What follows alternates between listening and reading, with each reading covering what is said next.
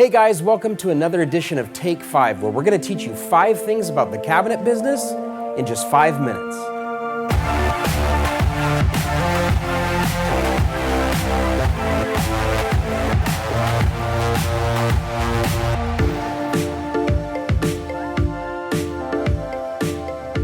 We're back in the Belmont showroom today and we're talking about lift-up doors. Now, Belmont offers 4 different types of lift-up cabinets, and the one that you see behind me is the wall lift-over top. This is a cool option for an aesthetic in your kitchen where the door won't be in your face while you're working, but keep in mind with a wall lift-over top, you do need to have nothing above that cabinet, otherwise the door won't open. Now, the second option is a wall tilt-up door.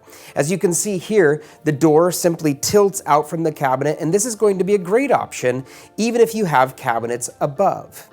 The third option is our wall lift-up door. Now, this is a cool option for a door that will go straight up, and another cool option for your workspace, not having doors in your face while you're working. The whole time you're cooking, you can keep that door open and you can access the things that you need, and then when you're done working, the lift-up door can simply be closed off when you're all done with that space. All of the lift-up doors with Belmont in 1900 series, you can add a servo drive installed. This is a modification that we talked about in episode 1. You might want to reference that for more information on servo drive.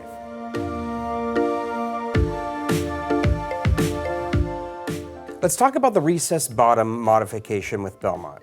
When you do a recessed bottom on your wall cabinets, what's going to happen is the bottom of the cabinet box is going to come up 1.5 inches, and the door is going to remain the same size. When you have panels on the outside of a recessed bottom, the best way to do this is to hold your panels to the same height as your wall cabinet that you've done the recessed bottom on.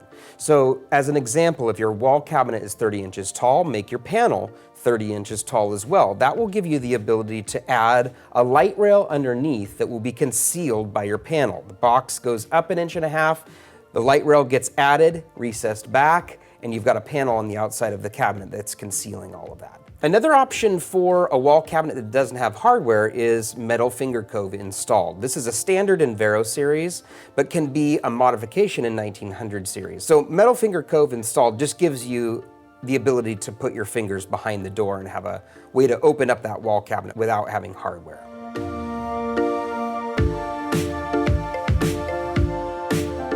Something that's very cool about Porta is it's the only door in the Belmont factory where we use a hot air edge banding machine. What that means is that when we get these door panel material from Italy, we get edge banding material as well that actually has glue permeated in the edge. So when that edge goes through the hot air edge machine at 650 degrees, it'll actually heat up that edge and weld it to the side of the door. The nice thing about that is that you're not having to trim the glue on the outside of that Porta door.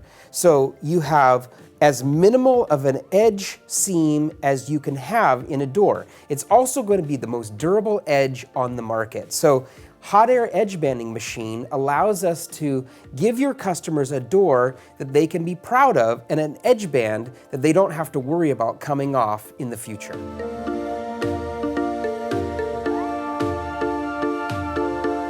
No toe kick modification does not change the 34.5-inch size of a base cabinet.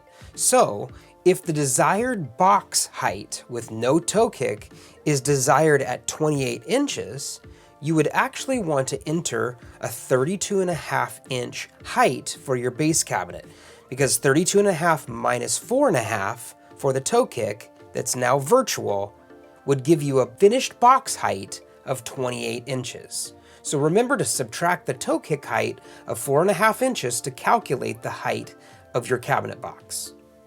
Something to be aware of when you are doing a box-only modification with Belmont, if it was a wall cabinet that was intended to have doors, that cabinet will come prepped with hinge plates. If it's a base cabinet that had been intended to have drawers, that cabinet will come with drawers and guides. If what you are seeking is a finished interior cabinet with no doors, check out our wall open, base open, and tall open cabinets.